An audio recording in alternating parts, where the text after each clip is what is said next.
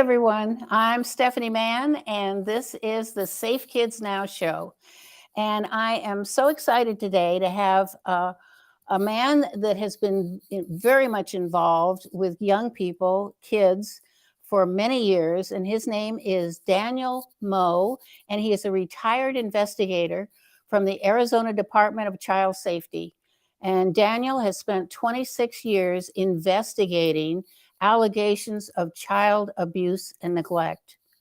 Daniel's previous job was 15 years working in the Arizona Department of Corrections for both juveniles and for adults in correctional facilities. So, Daniel, thank you so much for joining me today. I'm really anxious to talk to you about child safety because you, above anyone, knows that the cost of this child safety and neglect problem is off the charts. So, and we need to talk about this. So tell us, how did you get started in the field of corrections for finding out about child abuse and neglect? Well, I think it was a cumulative effort of experiences I had in life. And it kind of started with me growing up in the state of Washington with my four younger siblings. And uh, I loved it up there. It was fun. But closer to home, um, my mom had emotional problems and stuff. And being the oldest, I was in the role of a caretaker with my younger siblings off and on to help her out. And that had a profound impact on me as I got older. And Absolutely. the other thing was sports was an outlet for me. The one thing my parents did really well is they got us, myself and my siblings, involved in sports. And so it was a great outlet for personal frustration, and um, uh, it was fun to compete and be in sports, and not, the result of that is positive and not negative. Right. And so I kind of poured myself into swimming. That was my sport of choice. And fortunately, it worked out for me. I started swimming at 6, and by 8, I was competing, and I never looked back. And so for the next 14 years, I competed, especially in high school and college, at a very high level. I was blessed with some ability, and it resulted in me achieving All America status in both high school and college. And Mm. I got a scholarship. So thank goodness for that, because I was able to then go to college and actually graduate. And so Wow. I remember that as just having an opportunity instead of having all the doors shut. But I had to work for it, but the work was well worth it. It was worth it because the end result was there. And following my graduation from college, I joined the Marine Corps. Mhm. And honestly, that was the hardest training I've ever had in my entire life. I was in officers boot camp, which was OCS. And I'd never been in anything that intense, that disciplined, that structured. And honestly, the first 2 weeks, I hated it. And after that, I began to say, I can do this. And it worked out. And uh, it kind of laid the groundwork for learning things like teamwork, like discipline, like structure, how to lead under pressure, those kinds of things. Yeah, I think And that kind of education is so important for young people because without discipline, your life gets messed up real quick. yeah, it does. And you know Yeah. what? It was the right kind of discipline. It Yeah. wasn't, it wasn't, Healthy yeah, discipline. exactly. Exactly. Because there was a goal and we were all striving for it. And in order to get there, we certainly needed the discipline. And so I welcome the experience and very grateful for it. And I'm very grateful for the Marines, my friends, and my brothers in arms forever. So I was So, how did grateful. you make the transition from swimming and being a Marine into working with, children and looking at abuse, child abuse, and neglect? How did that happen? Well, it was accumulation of everything that I've just described to you, plus my 15 years in the Department of Corrections and working in correctional facilities, but in particular the juvenile ones, because then I got to see the histories that some of these juveniles had. And a lot of them, most of them, in fact, had histories of abuse and neglect. Mm. And that kind of gave me the insight to go, I need to work with kids at risk so that they have a shot at it. And this Right. was something that was inside of me from that moment on. And it just grew and it grew and it couldn't be denied. And so I took all of that. I took all my experiences inside the correctional facility, which also included putting together a physical fitness program. I was a supervisor, so I had my staff doing groups at night. And so we fed life skills into these kids.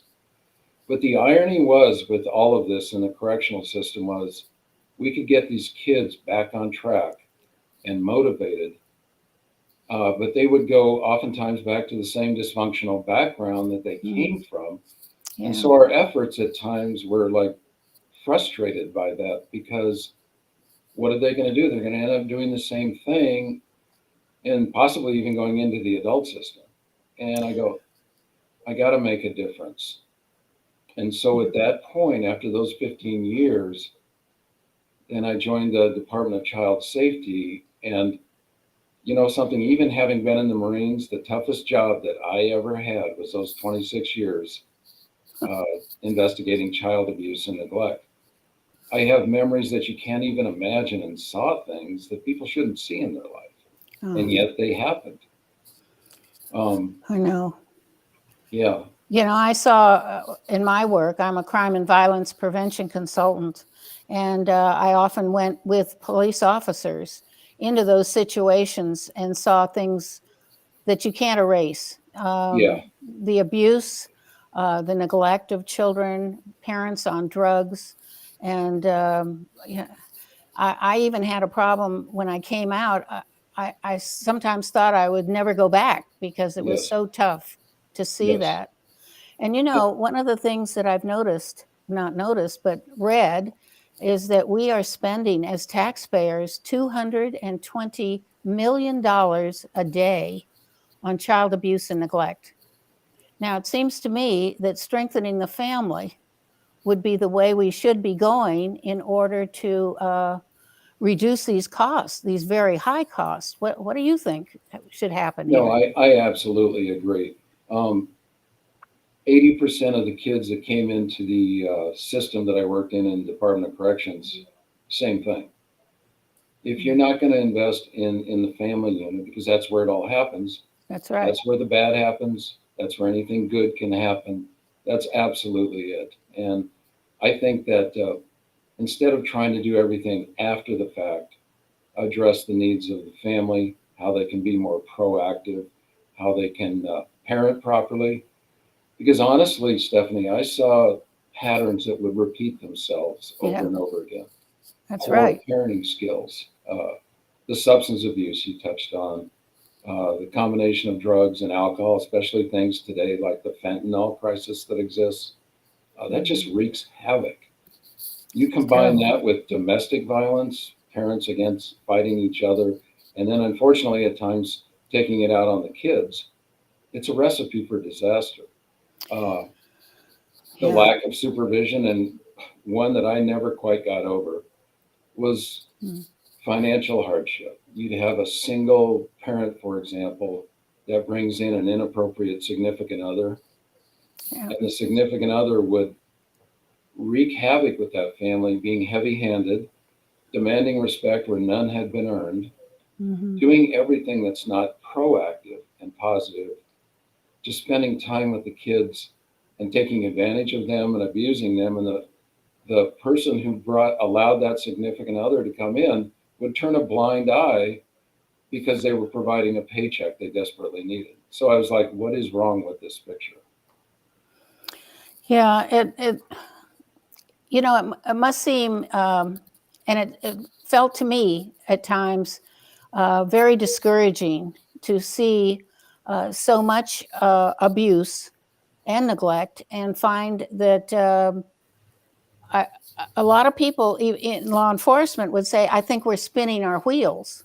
Yes, yes. Because you see the same people repeating and repeating and repeating.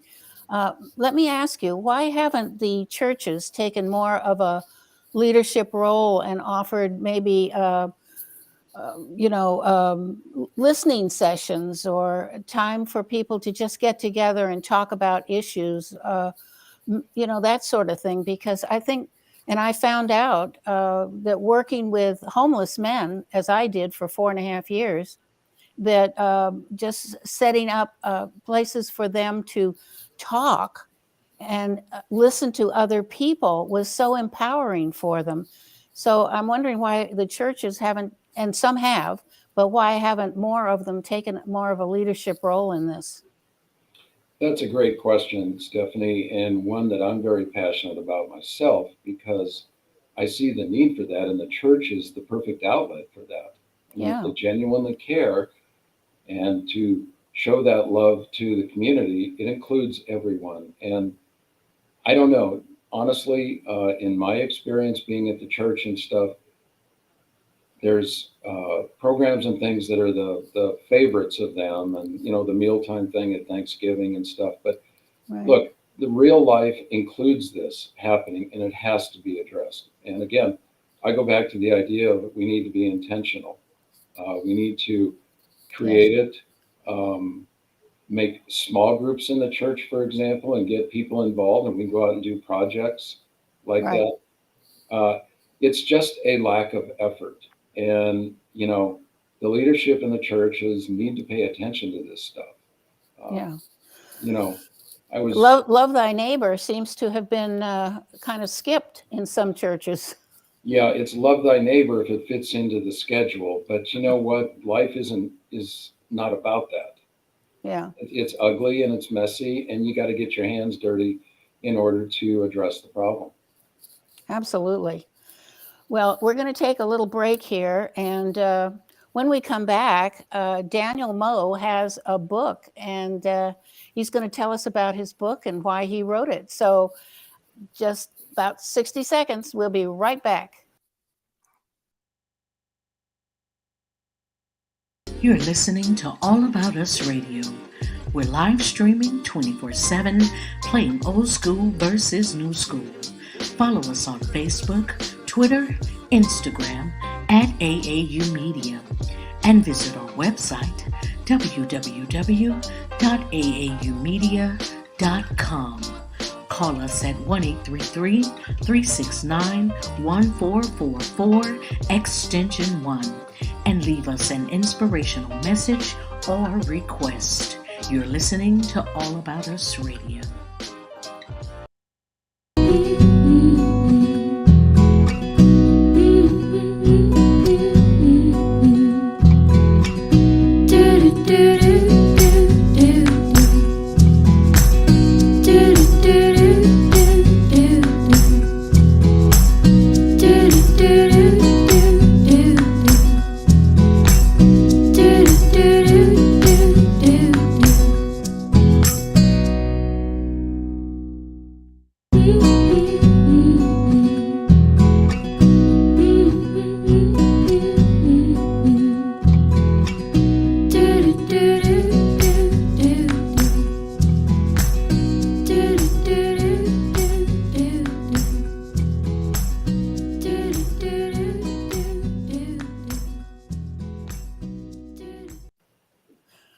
We are speaking today with Daniel Moe, and he's a retired investigator from the Arizona Department of Child Safety.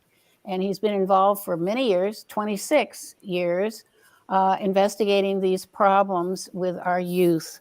So, Daniel, I understand you have a book, and it is called Cries in the Dark. So tell us how you happened to write this book and what we're going to learn as a result of reading it. Okay. Thank you for asking. The book's entitled Who Hears Their Cries in the Dark, and it's on my website at criesinthedark.com. And but as soon as I retired after my 26 years with child safety, at the end of that career, I knew it was time to stop because I was seeing open visions of kids that I had seen, that I had investigated, and their eyes and the horror that they had been through. And this stayed with me, and I Mm. just felt that I needed to write a book to express it. And I found out as I was writing it that it had a healing aspect for me. Oh, Um, yeah. but I needed to get something out there, and I just started writing. And I actually had written many more pages, but in the editing process, some Yes. of it went away. So that's just my inexperience. But basically, I needed to relive a lot of these cases. I needed to relive those moments. It's the only way I could get healing myself and show others that, this is a real scourge that we have in child abuse and neglect. But I also wanted to share in the book, which I did, the stories of people who overcame this, became productive members of the community, and gave back, and in some cases, restored with their families. And Mm. those were very compelling. And those are the reasons I think that, there can be a little encouragement because people do rise up. And I think with the right tools in place and the right attitude and the ability to address these problems, like you've talked about with your neighborhood programs, great things can happen. And so I just began writing, and one thing led to another. And I got through the book, and it was addressed to not only the victims, but it was addressed to the perpetrators. And the stories of these kids that went through such horrendous things. Uh, and I had to write it. I had to write it because it was in my Yeah, heart. absolutely. Well, what did you see was the difference between the child that regressed and went back and maybe acted out and repeated the cycle versus one that decided to change his life and move up and get a job or whatever he went out and was able to overcome these adverse effects on their life? What did you see was the difference between those kids? I think the difference was no matter what kind of front that the kids would put on and saying, I don't need that, is the fact that they needed to know that someone was out there that would accept them and love them, even when they're having their bad moments, and be there and not abandon them or leave them. And I'll just share real quickly a case that I had right before I went to nights, because the majority of my career was at nights. But this kid he came from a very physically abusive, neglectful background. And he literally was in our system. He aged out. And during that time, I tried to visit him and do what I could. And his name was always out there to be placed, in a foster home. But the only place he was at was the group home. He's a quiet kid, kind of kept to himself. I did what I could for him, spent lots of time with him. And I didn't think too much of it. At some point, he aged out. And like 3 or 4 years after that, I got a call from the county attorney's office. And he had apparently snapped one night and gone out and killed somebody and committed some other crimes. And the county attorney wanted to know my opinion on whether or not he should get the death penalty. Oh, And I said, I can't do that. I can't do that. I tried to do what I could for this kid. I felt bad for him. I felt really bad for the victims of what he did. But it was horrible. And so I would say there has to be somebody on the front line there telling this kid, you know what? I know it's been tough, but you can be all you can be. yeah. I'm there to encourage you. I'm there for you. When you slip, don't give up. Just try again, because it may take the second, third, or fourth time. But you need somebody there, whether it's a parent, Absolutely. whether it's an organization, whether it's somebody they don't even know, but they come up to them and they impact them. Even just a few words of encouragement on their behalf, you can get your mileage out of that big time. And that was more than anything. That's what I saw. Well, we had a guest by the name of AJ Jelani on a few weeks ago, and he saw so many single mothers in his neighborhood Yes. and a lot of kids without fathers. So he became the father in the neighborhood to about 29 kids. Yeah. And he was there for those children. He was their mentor, he was their advisor. And what you say is absolutely right. They got to have somebody that cares.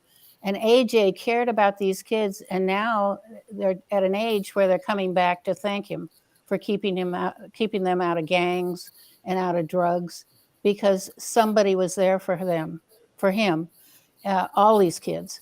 So what you're saying is we really need to get more connected with each other. The social isolation that we are experiencing today is going to have a devastating effect on kids. Think of the children that have been caught up in their home with an abusive parents, one or two, who knows? Yes. But what do you suggest beyond that? What more can we do? Because this is a horrendous problem. We're gonna be reaping this for many years. I don't have all the answers, Stephanie, but I do know that things like what you're doing, going into these neighborhoods, being a balance between the family and, for example, the law enforcement, I think is excellent. Being involved in community. I mentioned earlier the neighborhood watch and stuff, and going to having coffee with a cop and talking to our neighbors. There's a lot of isolation even Yeah, within neighborhoods. And again, you have to be intentional. You got to go out there and break that ice. That's the only way this is going to change. It's the only way you find out information. that's right. And so I think that's what people need to do. It maybe isn't the most comfortable thing, but I'm telling you, the results are awful. And I think they need to be advocates for more freedom, advocates for the ability to get kids back in school, the ability to um, go to activities and sports and family events and things like that without all the severe restrictions. That just isn't helping anybody. No, it's not. We found that even the people that at first refused to participate in the neighborhood involvement, once they saw that people were getting together and enjoying each other, even some of the ones that said no, thank you, and wanted to be alone, no, I'm not going to participate. They got to the point where they said to themselves, I guess they said this, uh, I don't, I feel kind of left out. Maybe I should go, or maybe I should participate. And took a couple of years even. But if you're intentional, and I love that word, intentional about getting neighborhoods together, you can make a huge difference. It doesn't matter who you are. Start where you are. That's Just right. make a difference in the place you live. You never know who lives next door or what's going on in their lives, and you probably won't know, but you'll get a feeling for people that want to reach out and offer some help. So anyway, any final thoughts you have that you'd like to share with us about what you've been doing over these many intentional years of yours to get involved?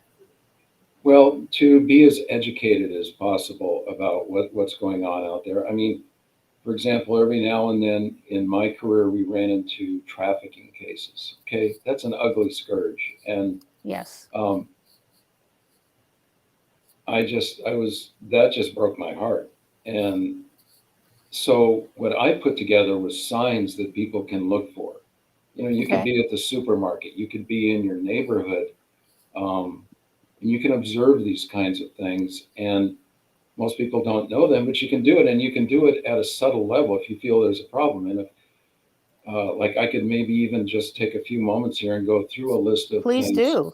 Please But do. the thing was, you could report it and you could be casual about it, but you could call, and who knows whose life you might save. But anyhow, real briefly, the training I had was outstanding in trafficking, and I would recommend it for anyone, even if they're not haven't had the backgrounds that we've had.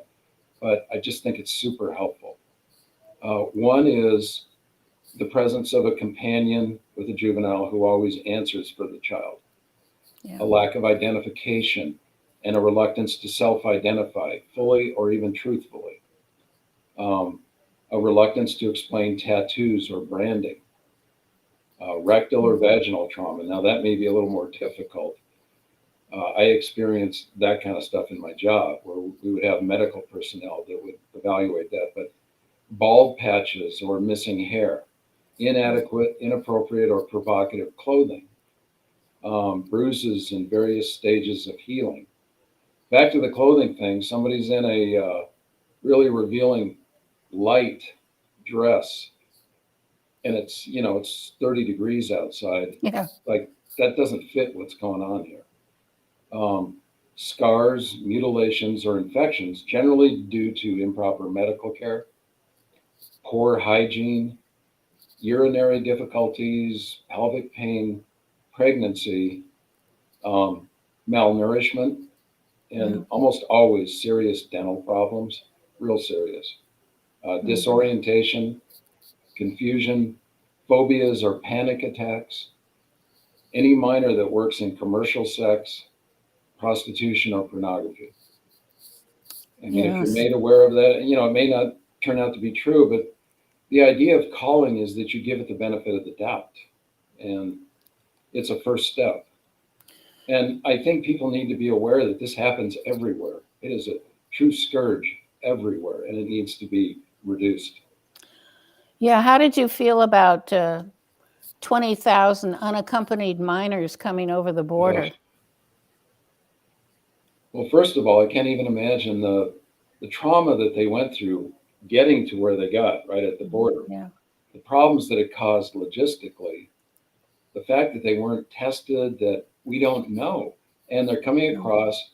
And what is that going to do when they come into contact with others? It's going to increase the number of, whether it's a medical problem, even Yeah. a social disease, uh, who knows what. Right. And I don't see it as anything positive. I think it's been handled terribly, but there's a way to heal it all up. Yeah. And it doesn't require a lot. But whether it's a government agency that needs to be intentional, I think it really boils down again to the family unit. Absolutely. We have to be intentional. We have to communicate. And you know what? If a family's having trouble, they need to go, that there's safe places that they can go to reach out to get help so that they can continue to be productive members of society. And that what they say or what they're experiencing, they're not alone. There's lots of people in that boat. A lot of people are feeling isolated and they may see something, but they don't say anything because they're afraid of repercussions. They may be afraid of retaliation. How do we get past that? Well, again, I go back as a reference when I worked, every now and then we'd get like a cartel case. All right. The victims are related to drug cartel members from Mexico or wherever. And, you just do your job. You don't get intimidated.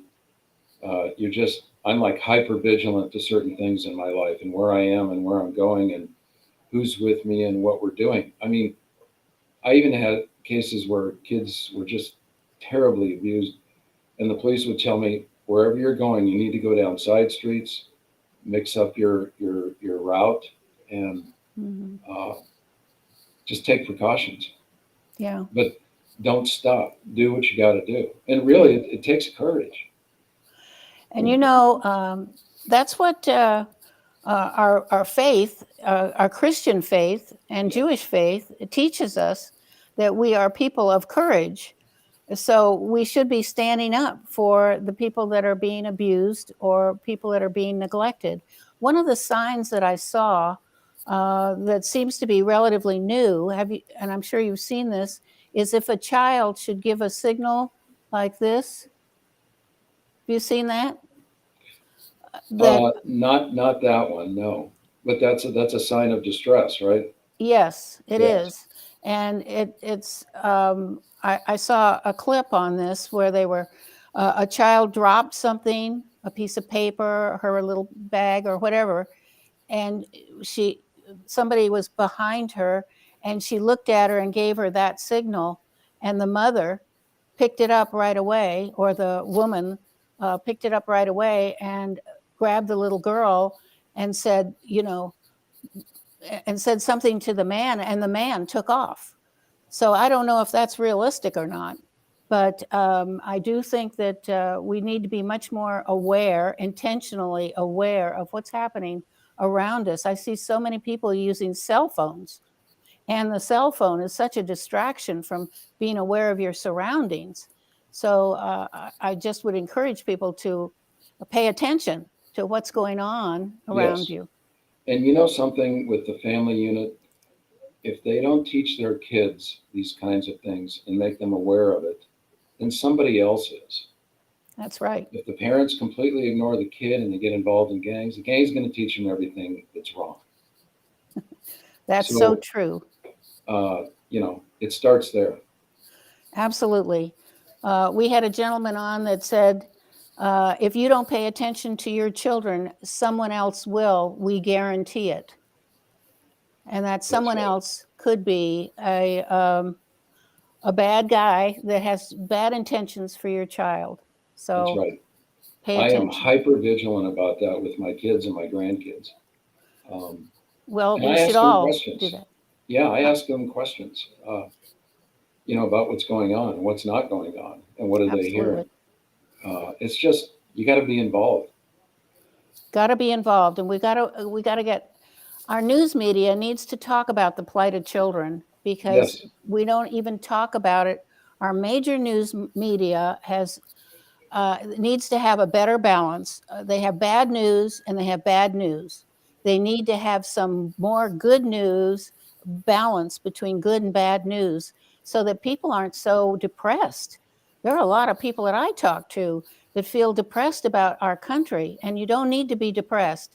We need to be involved, period. And Yes. that way we get our power back as we the people, and we start asserting ourselves as citizens, and there would be no stopping us. That's Would- right. That's right. And that goes back to the, parents are afraid. Well, if one parent has the courage to do what's right, then so will another. And they will see that. It'll just take off, like you said. And there's no stopping. It's contagious. Yes, it is. And even if you can access media outlets and they would give a section where you could talk about these things, I mean, it's all about, going for it and seeing what happens. Absolutely.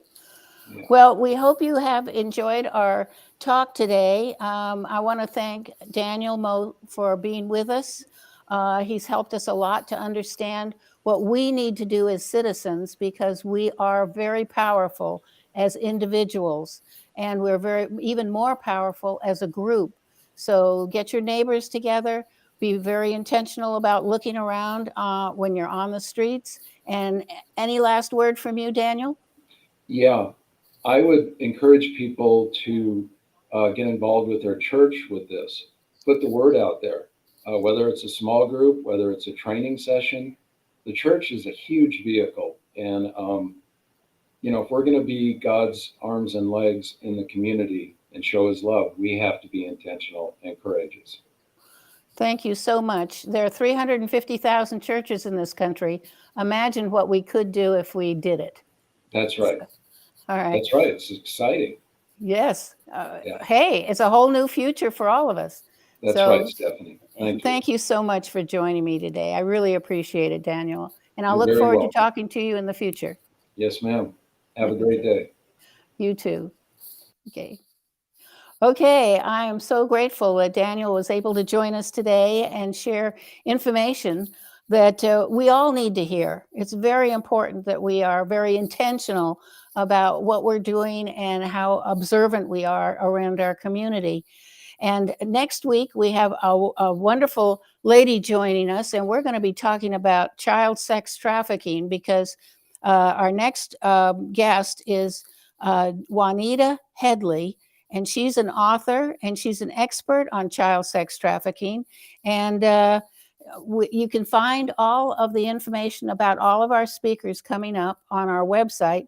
thesafekidsnow.com about the show and a lot of information that might be helpful to you in the future. So we will look forward to talking to you soon. And if you have any questions, do not hesitate to email me at safekidsnow.com. And we'll be happy to answer your questions. Or if you want ways to get involved, just let us know. We'll be happy to serve your needs. So thank you for joining us. Peace and love. You're listening to All About Us Radio. We're live streaming 24/7, playing old school versus new school. Follow us on Facebook, Twitter, Instagram, at AAU Media, and visit our website, www.aaumedia.com. Call us at 1-833-369-1444, extension 1, and leave us an inspirational message or request. You're listening to All About Us Radio.